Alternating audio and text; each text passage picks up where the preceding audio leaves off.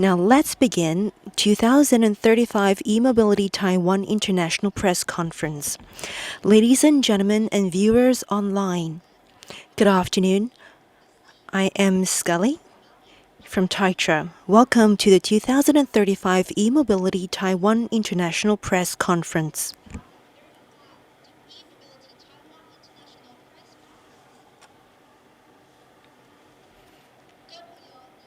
Now, how do you imagine people moving around in the future?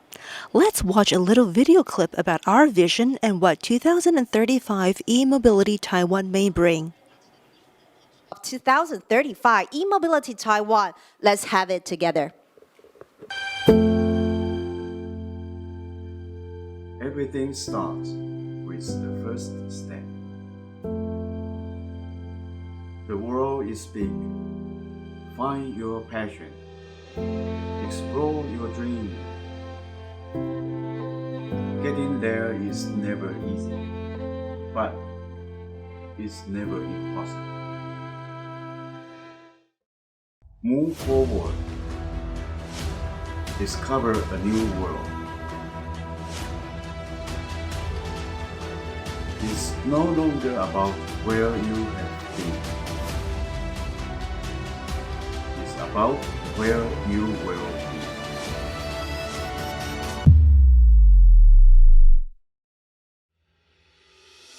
From concept to reality, keep moving and you will get there. Now, it's the time to move forward. Now is the time to start the journey.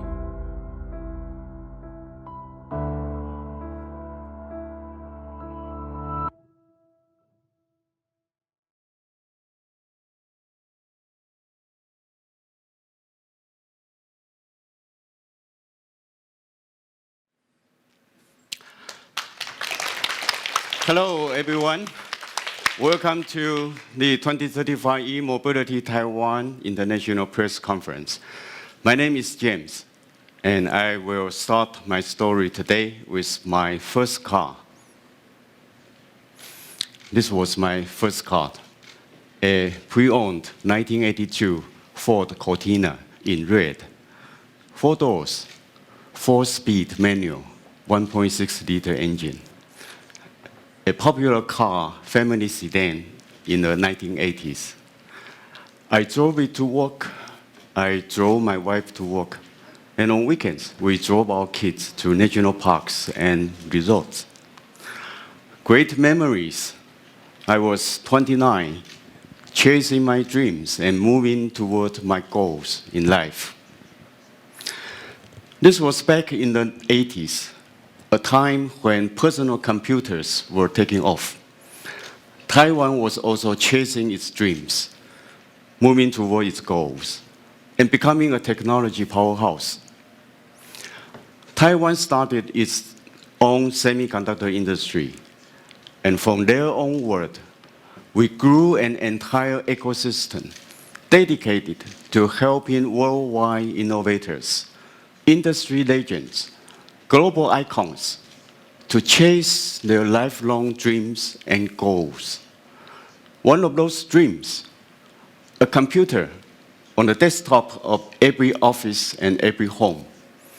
The PC dream, Taiwan helped make it happen. And in the 90s and 2000s, the internet took off. We entered the internet age. A computer on the desktop of every office and every home connected to the web. The internet dream, Taiwan helped make it happen. Fast forward to today. We have a computer, not on the desktop of every office and every home, but in the hands of every man, woman, and child. Always connected. The digital mobile dream, Taiwan helped make this happen. So what's next for Taiwan and for the world? Before we go further, does anyone know who this is? That's right. Knight Rider, starring the Hope, very popular show in the 80s. This is Michael Knight and his buddy, Knight Industry 2000. 40 years ago, we already envisioned a car that could drive itself and talk to you. And that makes it the best TV car in history. And today, we are making it happen. A computer on wheels, on the roads of every city, always connected and always ready to help people move toward their goals. The e-mobility dream, the dream of kids who grew up in the 80s. Taiwan will help make it happen. E-mobility, a smarter and better future. Taiwan as a major supplier of high-tech auto solutions can help the world move toward this future. Semiconductors, ICT, advanced manufacturing, key components, software, EV platforms. In all of these key areas, companies in Taiwan have established a proven track record of expertise, reliability, feasibility, and speed. Whether you are looking for technology, research, design, engineering, manufacturing, or all of the above, Taiwan is where you want to be. A complete ecosystem. 2035 E-Mobility Taiwan is a brand new international exhibition that showcases the EV and self-driving car ecosystem. It's a platform for demos, seminars, meetings, collaborations, and business. From concept to reality, this is the shortest distance for e-mobility dreams. You can find both the people and the resources you need in 5 key areas. Move, focusing on battery, ECU, VCU, energy management system, autonomous, ADAS, LiDAR, system integration. And in Taiwan, some of our pioneer projects in Hsinchu, Zhanghua, and Tainan, initiated by ITRI, have already reached level 4. Connect, the future communication of the EV era, IOV, 5G, and LOS communications, cybersecurity. Interaction, infotainment, human vehicle interaction software, and share, mobility as a service, software as a service, platform as a service.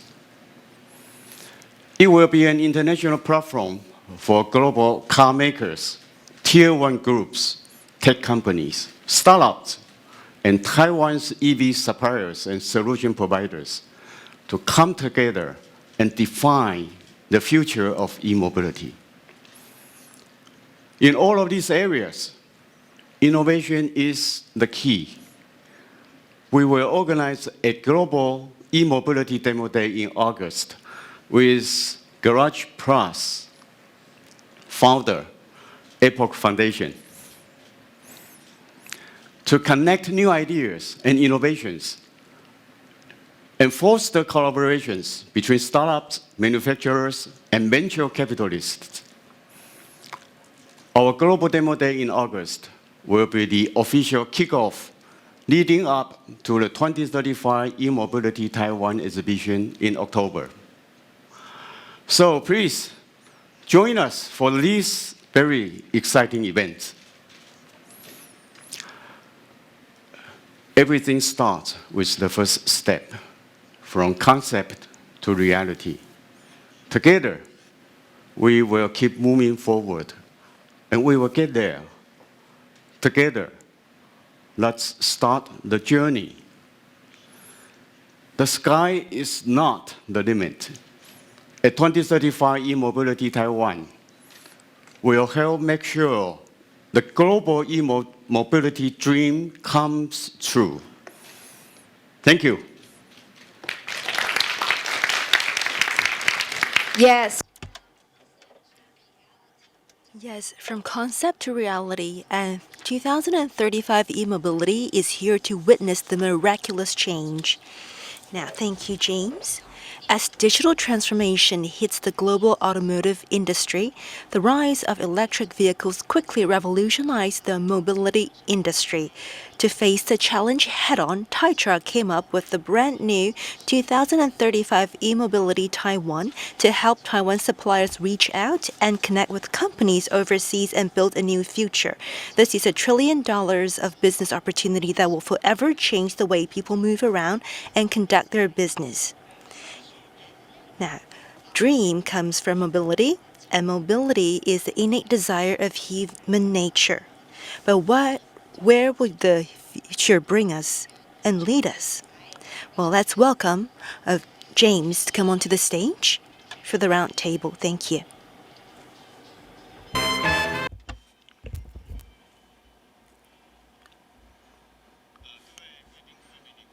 Hello, everybody and friends from the press. I'm James. I'm the moderator of the roundtable.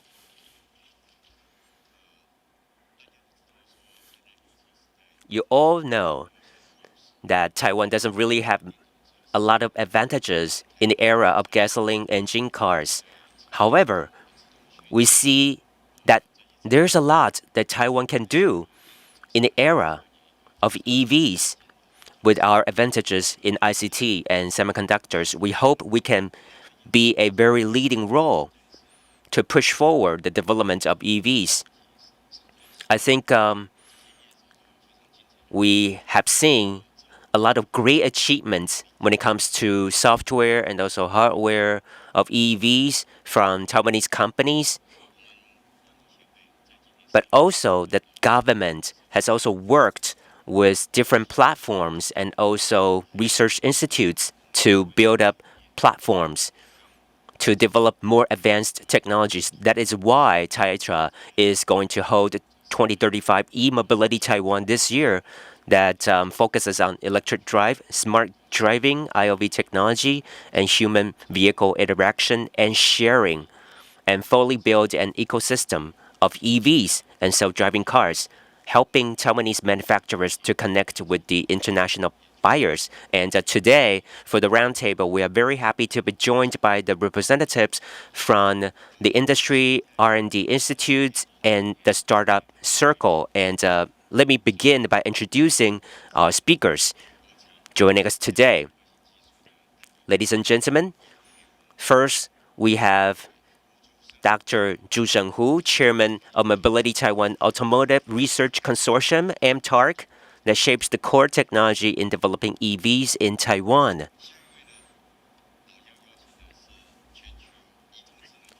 Next, we have Shanshan Guo, Chief Brand Officer from Delta Electronics, a leading global smart solution system provider.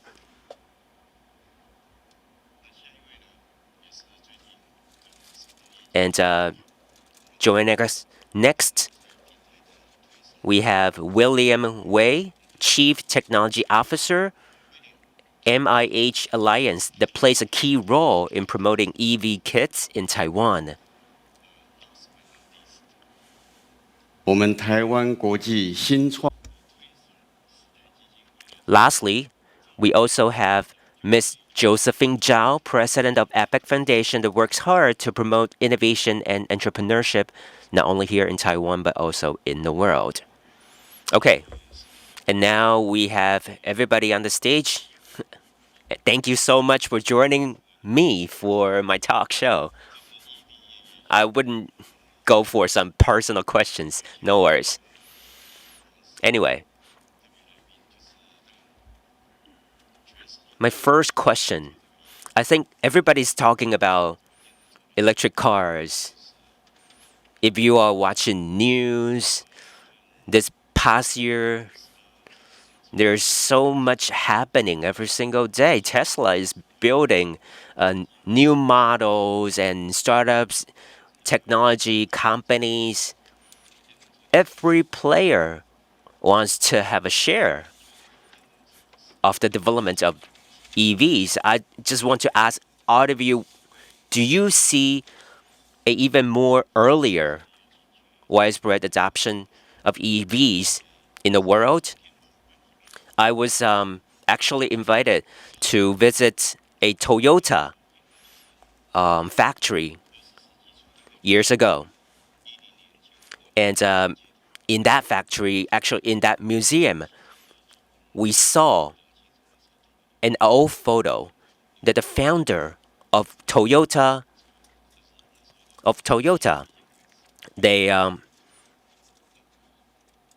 he went to New York and he saw a very old carriage, horse carriage, that was very commonly seen in the early 20th century.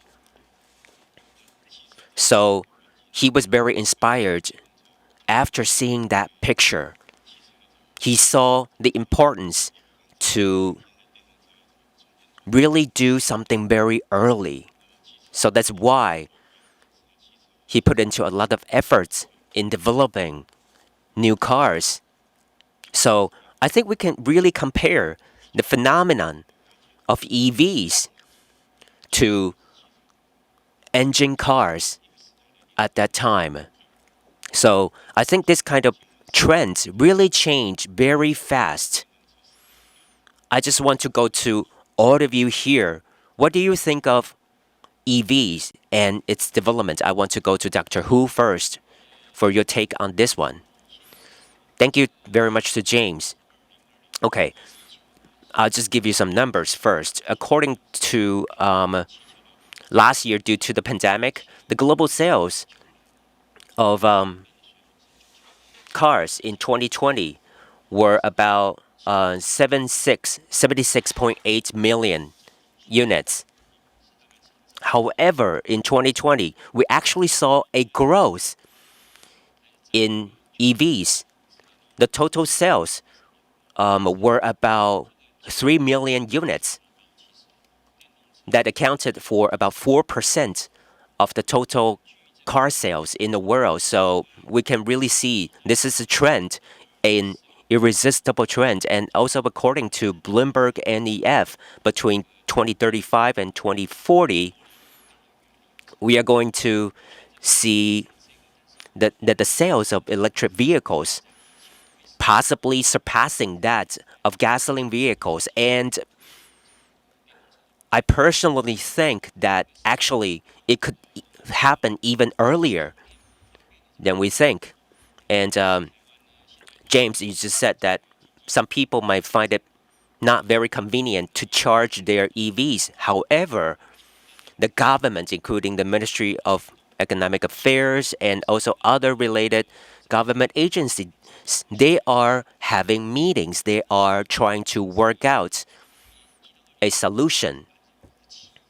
So we think that by the time of 2040, probably out of all the global sales of passenger cars, 57% will be EVs, and the total sales will come to $2.1 trillion US.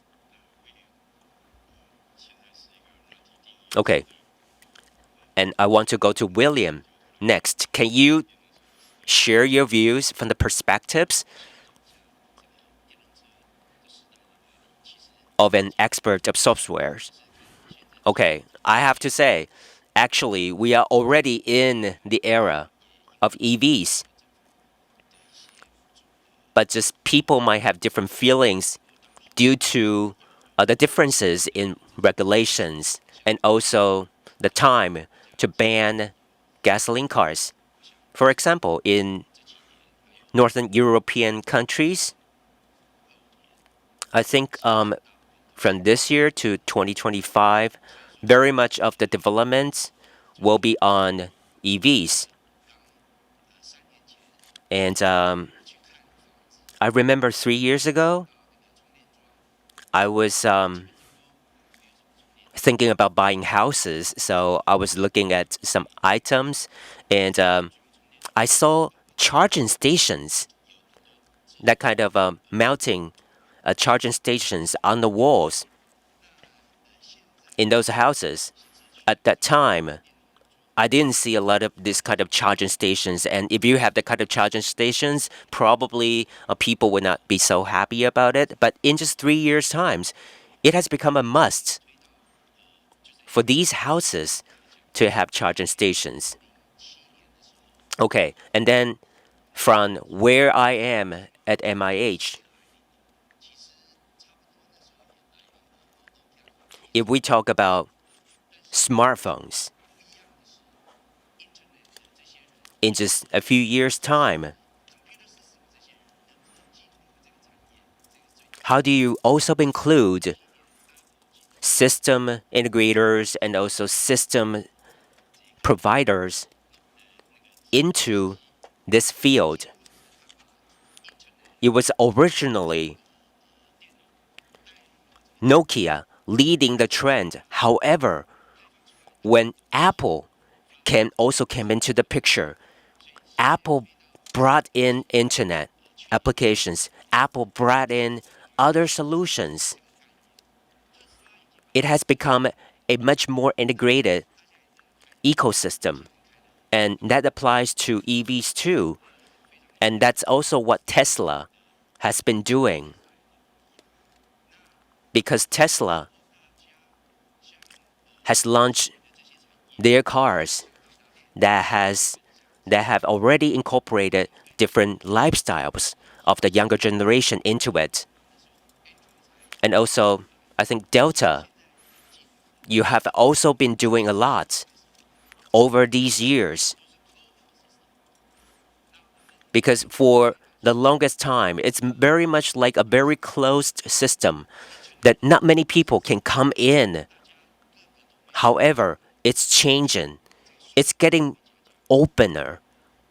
We are making it more open to have more experts to come into this field. All right, William, he just mentioned that Delta has been doing EVs for 12 years. It's been a long time. It seems like you have a very special perspective on this, right? I think it is definitely a key component when we want to reduce CO2 emission. So when we are researching for a new product, we think about energy saving and reducing greenhouse gas emissions to actually counter climate change. And I think it has a lot to do with government policies, including in April 22nd, we have a Leaders Climate Summit. It's a climate summit, and the Biden government also made announcements, and including China and Taiwan also, that we want to reduce greenhouse gas emission. It's about 120 countries has already announced that they want to actually reach carbon neutral. So when we are proposing INDC, we must include transportation greenhouse gas emission as one of the key components. I think it's about 10% of what our overall CO2 emission. So I think government policy is crucial to the actual reduction process. So in the past 5 years, from 2015 to 2019, the standard is 130 per kilometer. However, to 2021, the CO2 emission is cut to 95 grams per kilometer. If the car companies did not match this average, they will have to actually add more to the cost and the actual sales price. So in 2020, although the car sales has dropped, the sales of electric vehicles has grown.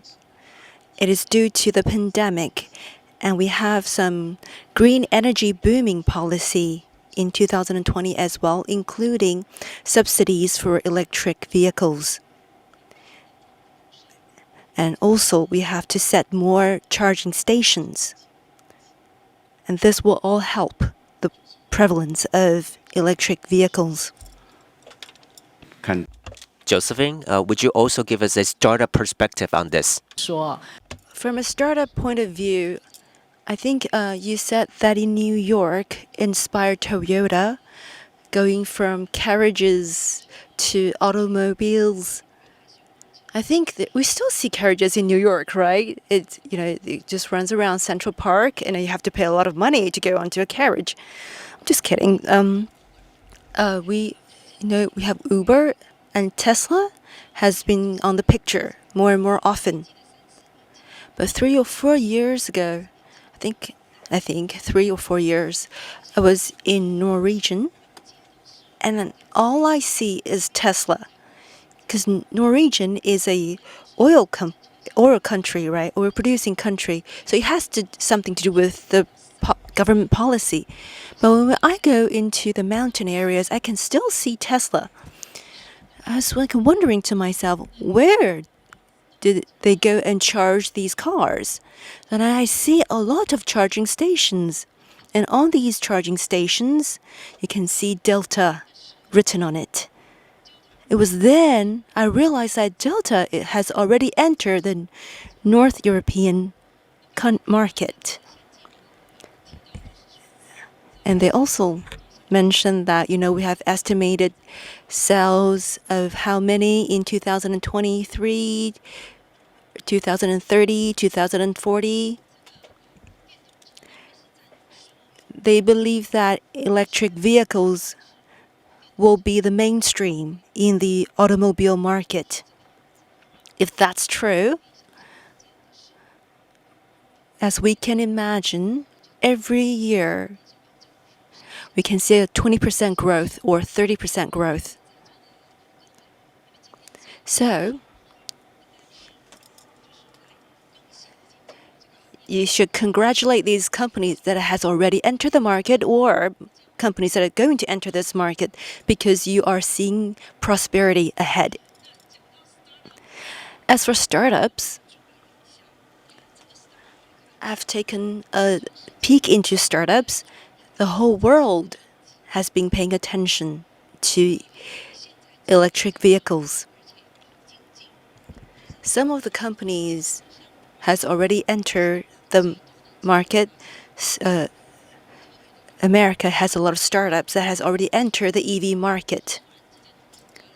This year, they have actually established 200 or 300 startups. And the UK and Canada and Australia, they all have startups that's entering that's going to enter the market. And also India as well. So you'll think, well, China as well.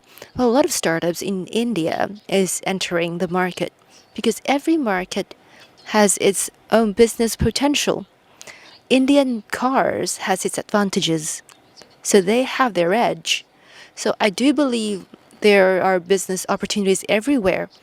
So for startups, I think, if you like, there is always somewhere that you can start from. So I visited Mobileye. So you see that this with one lenses, Intel invested more than $10 billion. And Luminar uses LiDAR technology. They also produces lenses, but with a different calculation or module. And Russell, he established the company when he was 17 years old. He's only 26 years old this year. He is the youngest trillionaire and billionaire in the world. So I think this will encourage the new startups to build their business in this market. Thank you. 也正因 Thank you very much to Josephine. So that's why in August we're working with the Epic Foundation with Josephine to hold the Globe Demo Day so that all these entrepreneurs and also startups who are doing e-mobility solutions have a opportunity and also a stage to showcase what they got. And this is very important for the development of all mankind. Okay, you all have mentioned that the era of EVs has come, and we see so many different developments and also applications and also technologies happening right now. And a lot of people really want to join in this trend. We see a lot of opportunities in the future, but it could also be very competitive because too many people want to do this. So for this question, I want to go to my panelists today. Tesla is doing EVs, and also almost all the big traditional automakers, they also said they want to do this. And also some technology giants like Sony, Samsung, Mi, and Huawei from China. They said they want to do this too, and as well as a lot of startups. So how do you see all these different players? Who will win? Who will stand until the last? Is it Tesla? Is it traditional car makers? Dr. Hu, what do you think? I think everybody will be doing their part. For example, Tesla. I think Tesla's ultimate goal is not just to sell cars. It has come into this market with a very big vision.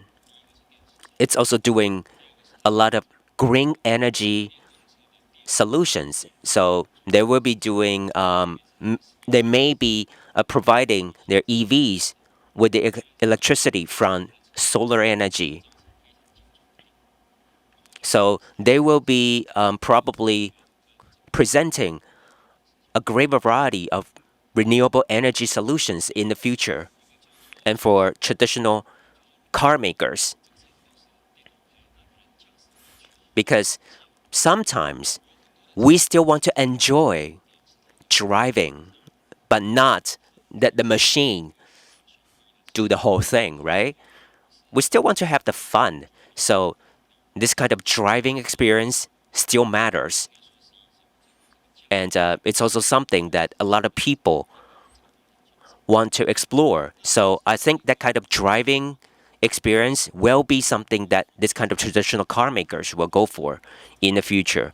As for the giant in technology, I think they all have their niches, such as mobile phones, such as other applications. Now that they think their goal is the EVs, of course, they will go there and put into a lot of technologies and also expertise into that. And also for startups, I think they can contribute with proposing very innovative technologies, such as self-driving or battery solutions. And also, they might also propose some totally new business models or some new cars that can provide a whole new service to the customers. And William, what do you think?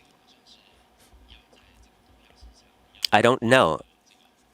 Feel like we are looking for an item or a stock that can make money.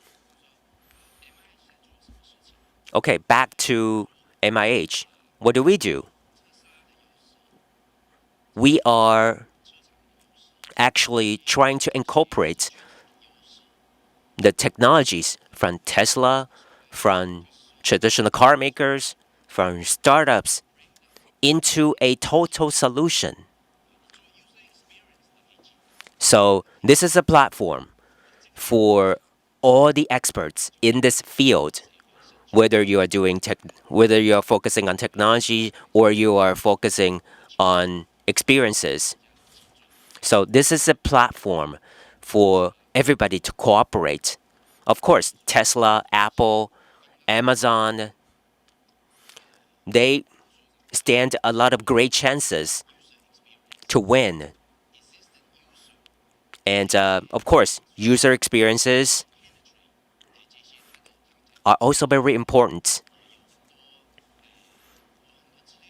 Those are the elements and those are factors that you should take into consideration, because you have a lot of data like Amazon, Apple, these companies, they have a lot of this kind of data. And if they can find the way to really introduce these data into the field of EVs, definitely they are going to be very successful. And what MIH is doing right now is to build up a platform for different players to share their knowledge, to share what they know. And what we do right now mostly is much more inclined to mission critical assignments, including chipsets, SoCs, or architectures on the EVs. Yeah, we're trying to integrate all these different technologies and also elements. We try to build a solid foundation that you need to make sure that your EV can work very well. So in this process, there will be a lot of very big brands or companies, even startups. They can come in and they really stand a very good chance. And for Delta, you have worked with many different players in the process, right? And what do you think? I do agree. I do believe there are a lot of opportunities out there, especially in Taiwan, because Taiwan has advantage in ICT and IT. Thank you. I would like to thank Taitra for a lot of the promotions that they did for us. But I think in the EV era, just like what James said earlier, he said that he compared EV to computers. But I think in the future, I think EV is like a moving supercomputer on the road. There are a lot of IT and ICT devices in this automobile. But the biggest difference, I think, just like what Delta said, about a decade ago, we decided to enter the market. And we asked ourselves, can we really build a very safe and reliable EV that surpasses our original IT and ICT design in traditional cars? So we do want to provide quality, safety, and reliable automobiles. And that's what we asked ourselves we want the company to achieve. I also do agree that a system is very important. So every company that likes to enter the market, all these players must really base their edge on the critical core technology. Just like charging stations, because Delta is a professional energy device system player. So this is our core competitive edge. So as for system, we have leverage when we're building the system. So with this advantage, we can actually interact with car companies. So, aside from Norwegian, I also go to Poland for a climate summit. And outside the conference site, I can see charging stations from Delta as well. So I am thrilled because it's our brand and I can see them everywhere around the world. I think we are very proud. As for startups, I think compared to traditional car companies and suppliers, I think startups have more potential and opportunities. Just like what MIT said, like Foxconn and Delta are both members.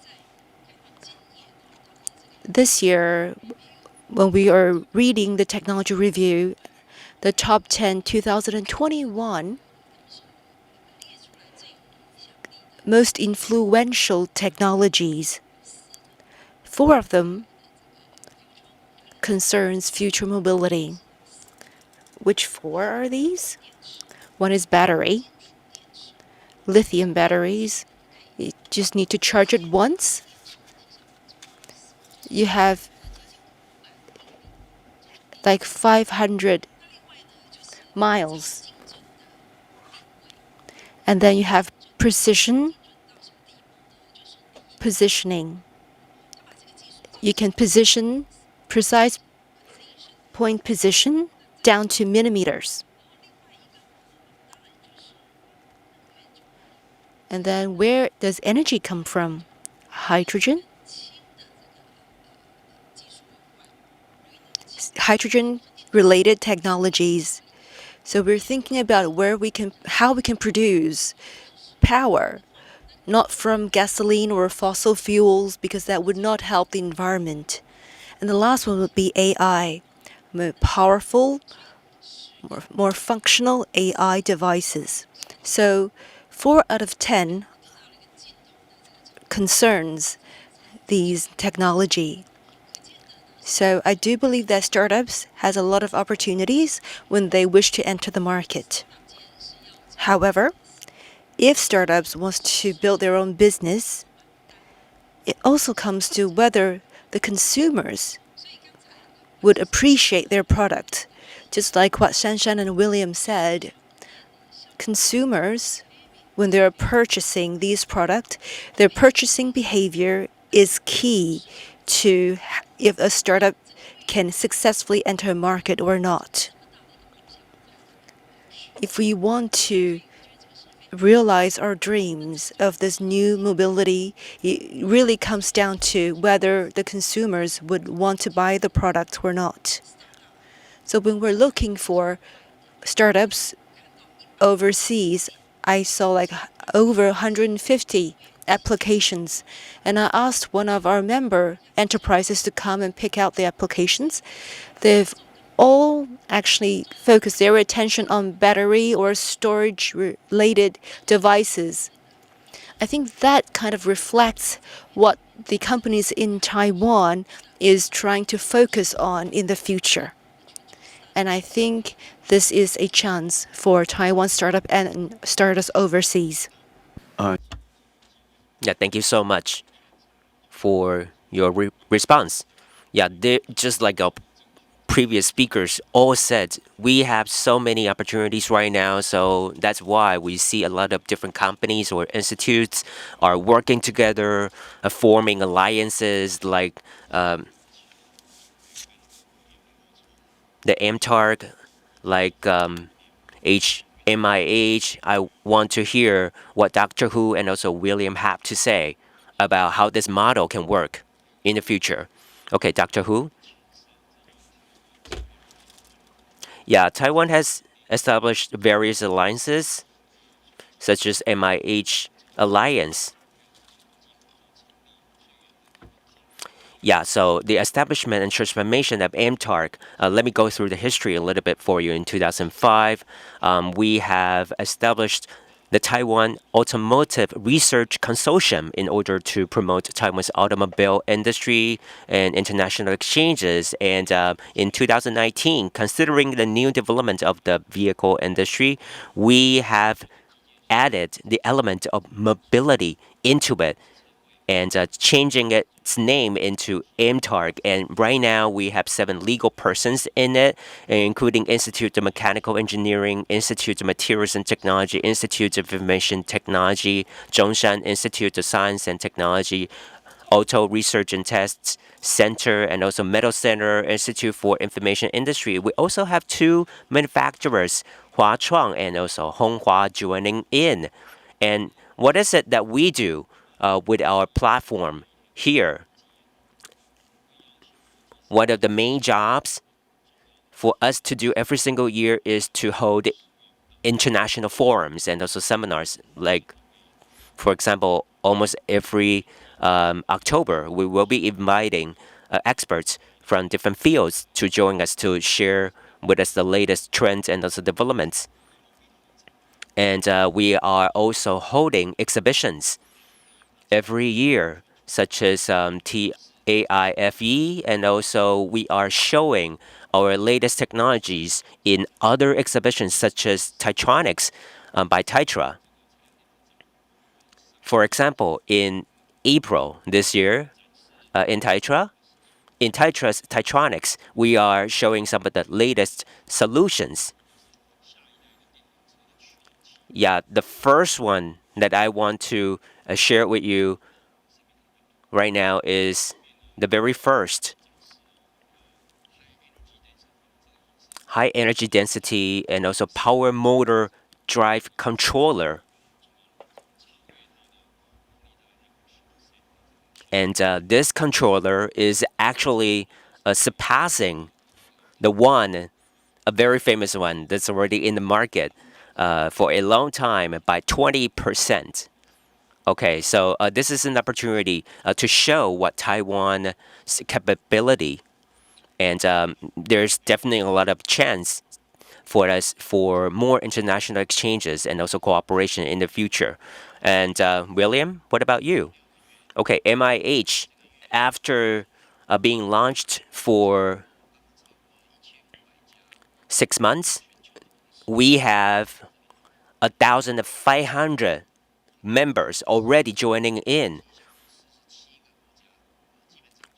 They are from a total of 47 countries from a variety of different industries, including softwares, hardwares, and also services. We have Bosch and also Continental from a much more traditional field, or ARM, Qualcomm, some of the leaders in SoCs, and also internet system providers like Microsoft or Oracle. They are also our members. And we asked Oracle why they wanted to join us. They said that's because a lot of EV companies or components producers, they are using the products from Oracle's too. So definitely they also want to join in the MIH. And also we have a lot of startup members.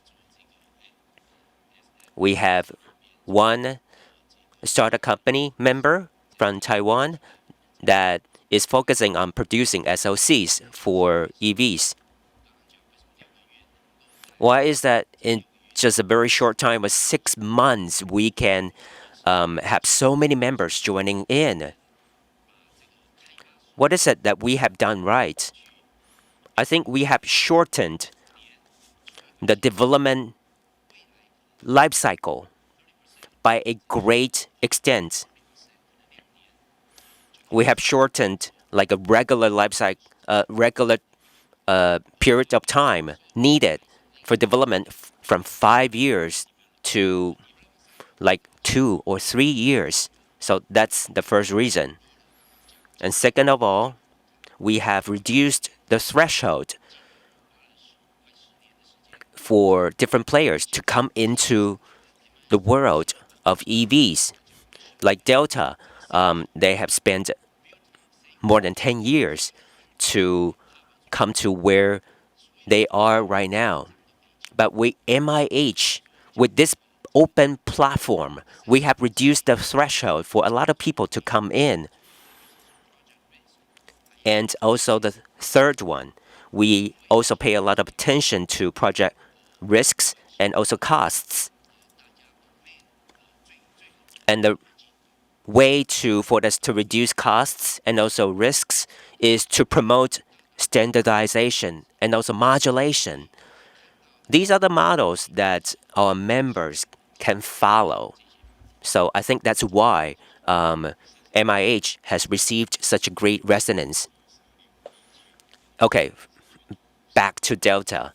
Delta right now has become the tier 1 supplier for top 10 car makers in the world. How do you do that? As a matter of fact, we have faced a lot of difficulties in the beginning because for fuel cars is a very complicated system, and Delta is more familiar with IT and ICT clients. But in 2008, the founder saw the first EV launched by Tesla, just like what James said about the New York. It has some similarities. Founders saw a potential business opportunity in this first EV. So we have decided to devote technology and research into the area. So we had a lot of difficult time when we were reaching out to the car companies. We are offering system to tier 1 suppliers. But later, a lot of companies actually are very appreciate the quality of our product. So they kind of like just contacted us directly. So in 2011, in Detroit, we established a testing and research laboratory. In Detroit, we worked with GM. We want to interact with them and build a smooth communication channel. Therefore, we built the laboratory. And then we expanded the laboratory and recruited more talents in the area. We have more than 1,000 staffs over there right now. So over the years, we have actually reached some success. As product-wise, I think for Delta, we have entered the market very early. So we have accumulated a lot of experience, and these experiences help to actually modify and revise the product line. For example, we have onboard charging, and now we have a conversion rate 90% of charging board, and it's like 40% smaller than our original charging board. So it's lighter and more efficient, and of course, it's energy saving. And because we enter the market early, we have integrated devices. Just like driving and charging devices can be combined into one device and makes this car system more efficient. As for platforms, I do believe that collaboration will actually help to facilitate or fasten the process, especially when you're working with experienced companies. In 2020, we worked with GKN in the UK, and we have great motor. So we have a driven by Delta module established with the company. So we're working with this leading brand in the UK, and hopefully we'll be able to make a lot of progress. Thank you. Okay, so we have talked about platform, and of course, Garage Plus is a very good platform, as we all know. So definitely a lot of EVs are having their eyes on EVs right now. So what do you think? Well, frankly, APEC has been established over 30 years, and we have more than a dozen enterprises in Taiwan that has joined Garage Plus. So we have been focusing on two things. One is innovation. So we are reaching out to research institutes overseas, and we have collaborative projects. And we have offices over there. So for over 30 years, we have been focusing on innovation and research. Second is talent. We have E-Pulse School. It's a talent education program. We have university students that participate in this program because talent and innovation together, it will actually leads to startups. So these startup cultivation programs starts in 2008. Back then, we focused mainly on startups in Taiwan. But after several years, we started to think that we can't hide behind closed doors. So Epoch Foundation decided to fasten our pace and reach out to startups overseas and work with these startups communities. So for the past 5 years, we have worked with more than startups in more than 70 countries and over 700 applications. So they come to Taiwan, and we expect them to bring very amazing technologies. So mostly they're B2B applications. And these 10%, more than 1/3, they did actually obtain business opportunities in Taiwan or start collaborative projects or actually produce commercialized products. So we have also made progress for local suppliers. So just like e-mobility, in the past, we focused more on Computex. Now we actually made great accomplishment. So one of the startup in Canada, they have actually made a progress of more than $7 million US dollars. So when I go to Canada, well, I was greeted with a friendship and hospitality. They took me to Michelin-starred restaurant because they received an order that's over $7 million US dollars.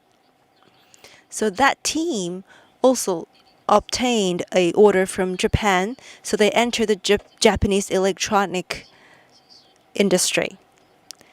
So that startup has over 100 staff members. This year, they had a drastic increase in sales.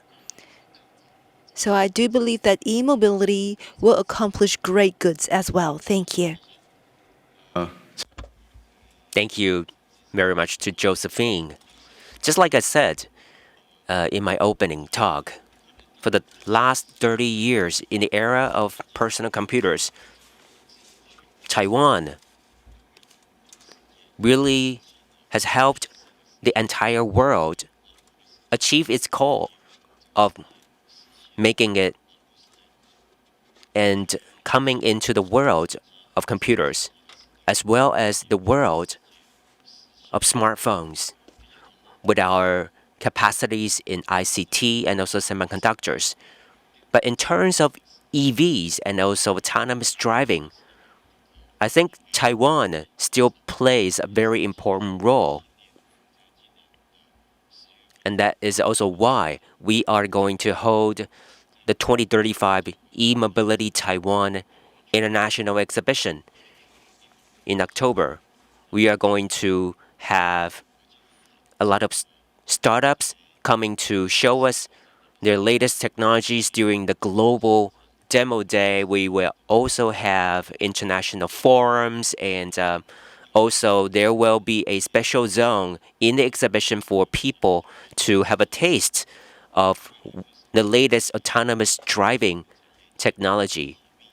And of course, in the future, we will keep working very closely with all the players from Taiwan's industry to make sure that Taiwan can maintain its competitive edge in terms of the development of EVs. So I have come to my last question for all of you here. What do you expect to see from E-Mobility Taiwan, and what do you see Taiwan can do to make EVs more widespread in the world? Dr. Hu? Yeah, I think Taiwan's industry really has very strong capabilities, such as precision manufacturing, semiconductors, and also panels, electronic products. Those are the things that Taiwan is very good at, and those are also very important components for the development of EVs. So I think it's great for Taitra to build this stage, E-Mobility Taiwan, for Taiwanese companies to show their technologies and also knowledges. And of course, systems are very important too. It's an opportunity to show self-driving services and also solutions. By showcasing these solutions, I think it helped gather more attention on the development of EVs. And Delta? Delta has received a lot of help from Taitra.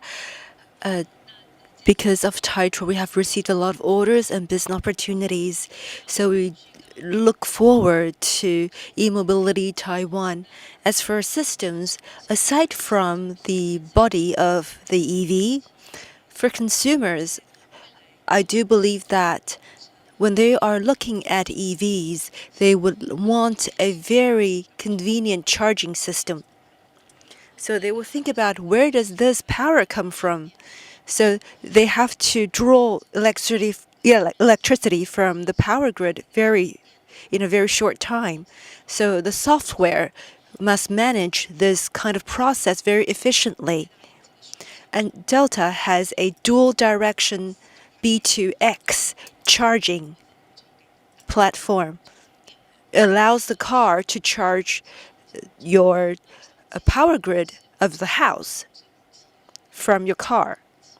So I do believe that this is a direction that we can move forward to.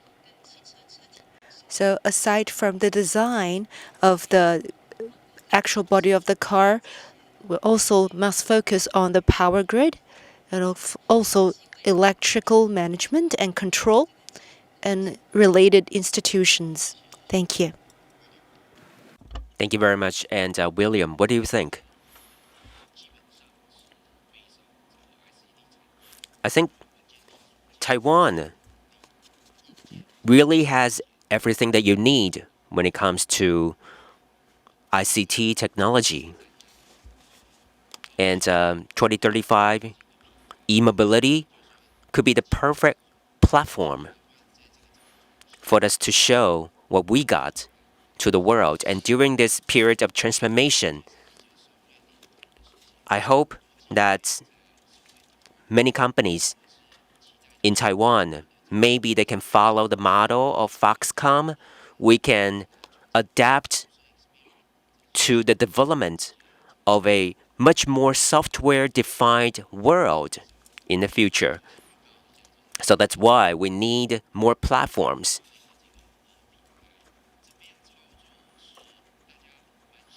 And a lot of people, they also care about how the business model can work on our MIH open and software model. How do they make money from this platform?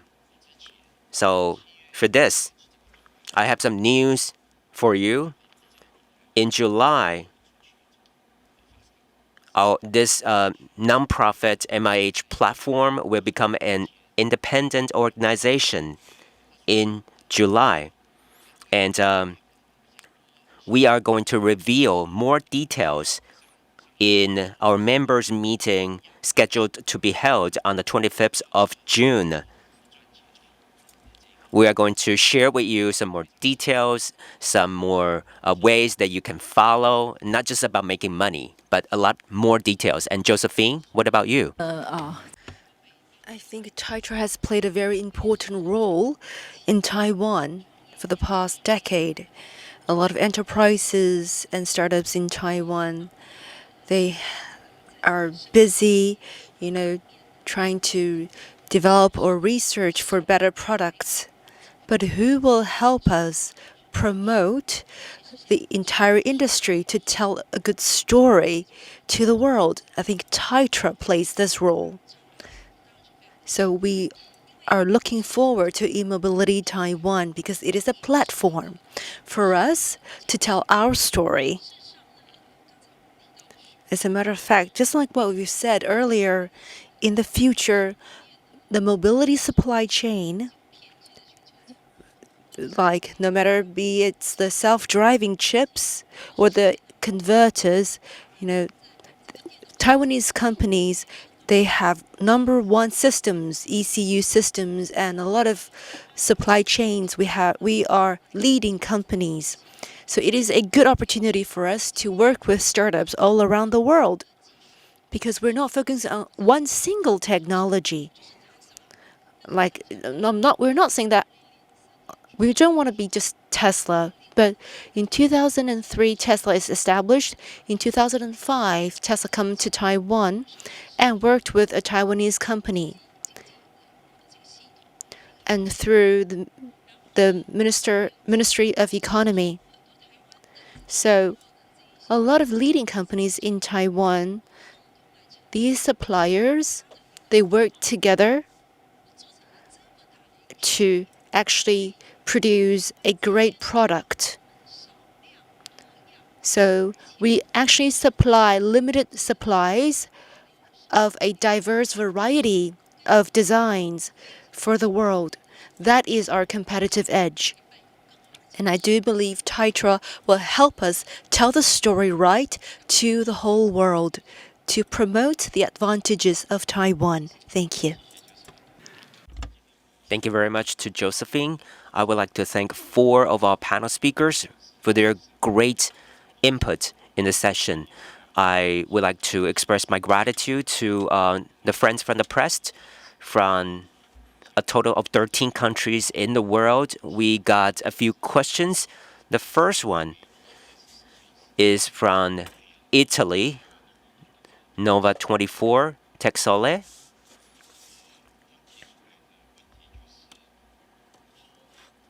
The question is how 5G networks could be integrated in the ecosystem. I would like to go to Dr. Hu for this question. Okay, let me answer in Chinese. I think 5G really provides a very large-scale mobile real-time network. For example, for the IOVs, Internet of Vehicles, for this kind of self-driving process, you can actually receive information and also data from other vehicles. So we are going to see a very great jump of the capabilities of vehicle chips. And coming into level 4 of self-driving, you can actually turn your car into your office. And on that stage, you're going to have a lot of information exchanges with the outside world. So with that, you're going to rely very much on the advanced technology of AR and also VR. So with 5G, we can make all these technologies more applicable and also more possible. So thank you once again for answering the question for us. And here I would also like to thank 4 of our speakers again. And don't forget, in October, we are going to have the 2035 E Mobility Taiwan. You are all welcome to join us for the show from October 20th to 22nd. We are going to have 2035 E-Mobility Taiwan held in tandem with Tektronix, AIoT Taiwan, TPCA, Photonics Taiwan, and also Opto Taiwan, held in Nangang Exhibition Center, Hall 1 and also Hall 2. So this is a very comprehensive ecosystem that you can explore. And this won't be just a one-time thing. We are going to continue to show you our latest technologies through our exhibitions. So I hope to see you all in October in Taipei. See you again. See you very soon. And put your hands once again for our panel speakers. Thank you. Thank you, James. Thank you, our distinguished guests. Please take your seat again. For joining us today, we look forward to seeing you in October. 今天的2035 E-Mobility Taiwan 国际 The 2035 E-Mobility Press Conference is coming to an end. The E-Mobility will be held from October 20th to 22nd at Nangang Exhibition Hall 2. If you would like to ask our distinguished guest questions, please go to our media area. And please hand over your simultaneous interpreting devices back to our counter. Thank you.